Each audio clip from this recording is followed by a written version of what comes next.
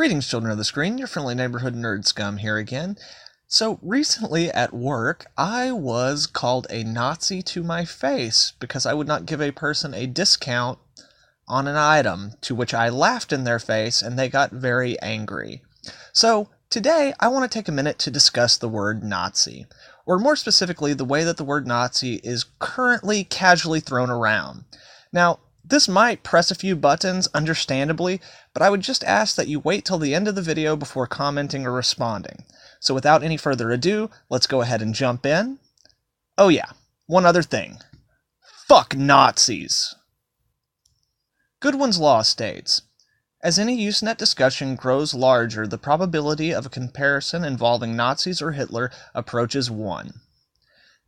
So now, the actual definition of a Nazi. A member of the German Socialist Nationalist Workers' Party that controlled Germany from 1933 through 1945 under Adolf Hitler and advocating totalitarian government, territorial expansion, anti-Semitism, and Aryan supremacy, all leading directly to World War II and the Holocaust. That is what an actual Nazi is. But in current day, when someone calls someone else a Nazi, what is it that person is actually saying? What are they actually doing? When someone is called a Nazi, the automatic connotation is that they are a mass-murdering fascist. That is the modern-day idea of a Nazi, but despite this being the clear interpretive meaning of the word, the label is nowadays used for pretty much any disagreement. Calling them a Nazi is a low blow and intended to be such. It is a cheap shot, where you are trying to connect the evils that people cannot refute with someone who disagrees with you, most often when there is absolutely zero, even tangential, connection.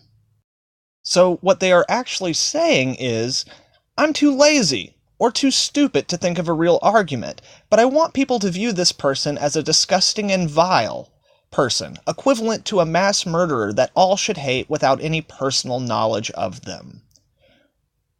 What is it that they are actually doing? What they're actually doing is using the death of millions of people as cannon fodder to boost their own ego and justify their own righteousness in their minds instead of putting forth any kind of mental effort.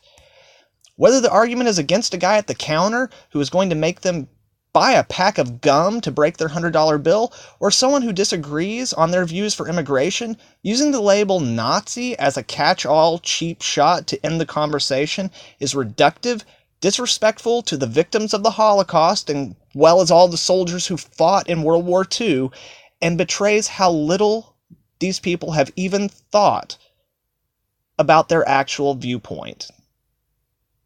Simply put, it makes you look stupid, and the only thing that it achieves is inciting more unthoughtful rage. Now, of course, there are instances where this comparison is apt and should be used. Goodwin also said the best way to prevent future Holocaust, I believe, is not to forbear from Holocaust comparisons. Instead, to make sure that those comparisons are meaningful and substantive. So only make that comparison when it matters, is what he is saying. When it is pertinent to the discussion. And it's also important to keep in mind that the Nazi Party was not based on one idea. It's thousands of ideas interwoven into an ideology. Therefore, like all complex ideologies, there are certain elements that will cross political, national, and social parties or groups. In 1951, Leo Strauss coined the term reductio ad Hitlerum, saying, and following this movement towards its end, we shall notably reach a point beyond which the scene is darkened by the shadow of Hitler. Unfortunately, it does not go without saying that in our examination we must avoid the fallacy that in the last decades has frequently been used as a substitute for the reductio ad absurdum, the reductio ad Hitlerum. A view is not refuted by the fact that it happens to have been shared by Hitler. Or, put more straightforward, a viewpoint once held by a deplorable person does not then make that viewpoint invalid for the rest of forever. And likewise, a person who has that viewpoint is therefore not also as equally deplorable as the original person that you're making the comparison to. A good example of this would be during the most recent election, when people, including myself, were saying that either party was running plays straight out of the Nazi playbook, which It's true, but at the same time, it's also worth mentioning that almost every president for the last 40 years has done the same thing, because those quote-unquote plays aren't based on Nazi ideology, they're based on how to connect and manipulate the masses in order to gain political power. Therefore, across the board, almost every political faction has used certain elements of the things that allowed the Nazis to come to power. That is just a basic truth of politics.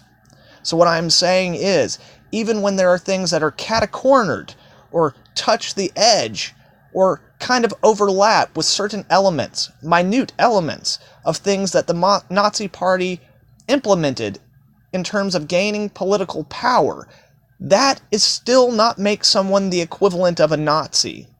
Because you can look across the board and see multiple political parties from multiple countries who have all done the same thing.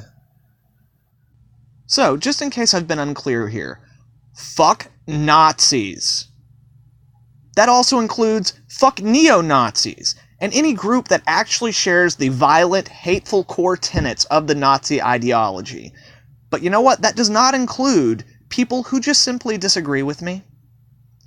Come on, guys. I mean, as intelligent, reasonable individuals, it is our social responsibility when having a conversation or argument to assess all of the relevant data and to explain our point of view in as succinctly and rationally a way as possible.